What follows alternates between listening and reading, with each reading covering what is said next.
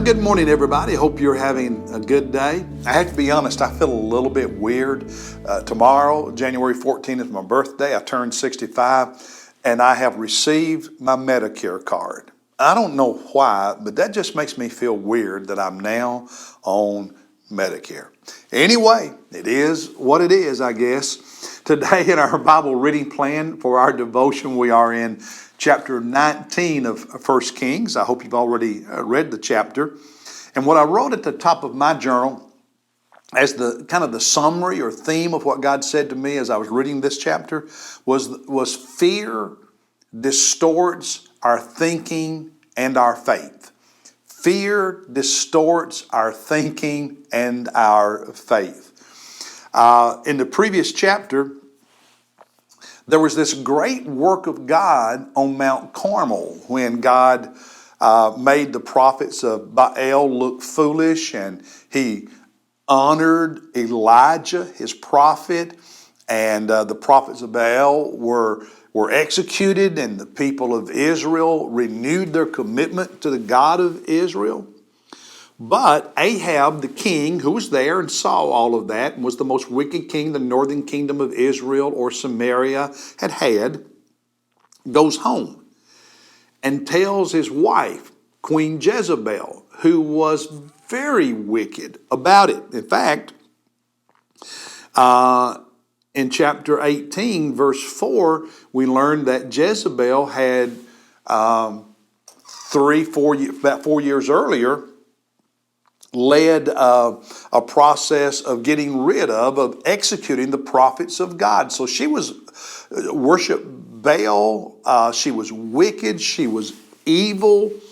And when Ahab tells her what happened on Mount Carmel and that God had honored Elijah and God had shown himself powerful and true, and the prophets of Baal, which in one sense were her servants, had been executed, she becomes enraged. And in chapter 19, verse 1,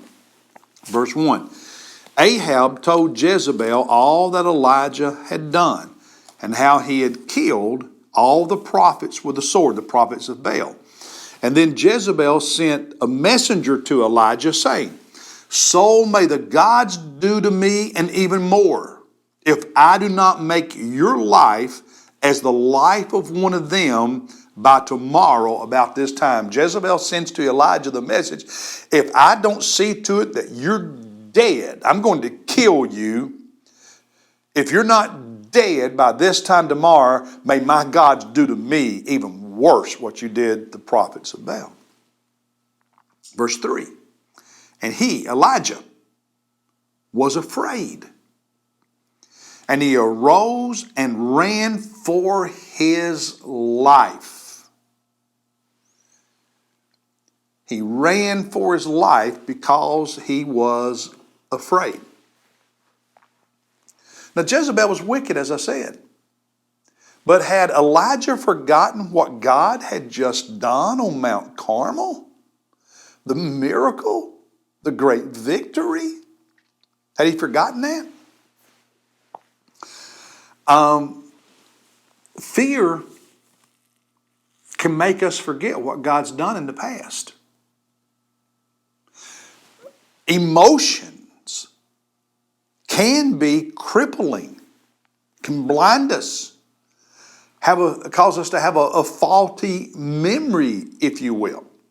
And so he runs and God helps him, but eventually he ends up down in the Sinai Peninsula at the mountain of God, at Mount Horeb, in the area where God gave Moses the 10 Commandments.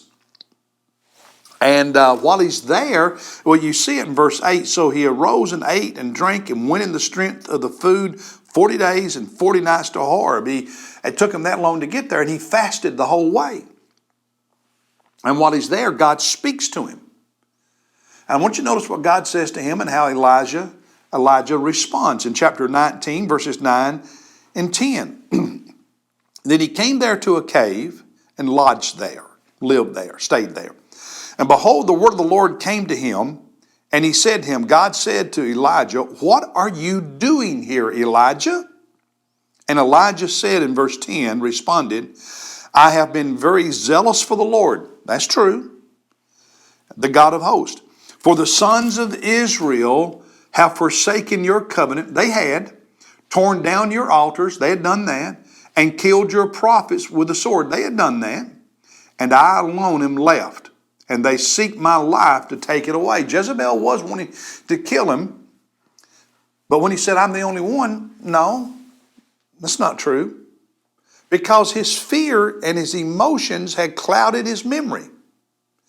Had caused him to not think clearly, not think straight. Back in chapter 18, after God did this great miracle on Mount Carmel, showing that the prophets of Baal were foolish and false, and that Elijah was the true prophet, and that God was the true God of Israel, what we discover back in chapter 18 is verse 39. When all the people saw it, saw this miracle of God, they fell on their faces and they said, the Lord, He is God. The Lord, He is God. There on Mount Carmel, God had used Elijah and brought about a revival among the people. But when Jezebel threatened his life because of her past wickedness and her past actions in killing the prophets, he forgot what had just happened and he ran in fear for his life.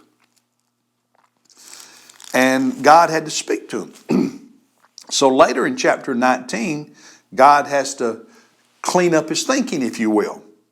And so in verse 18 of chapter 19, God says to Elijah that he has 7,000 in Israel who not only experienced revival at Mount Carmel, but there were 7,000 before that who had never bowed to, served, or worshiped this pagan god Baal.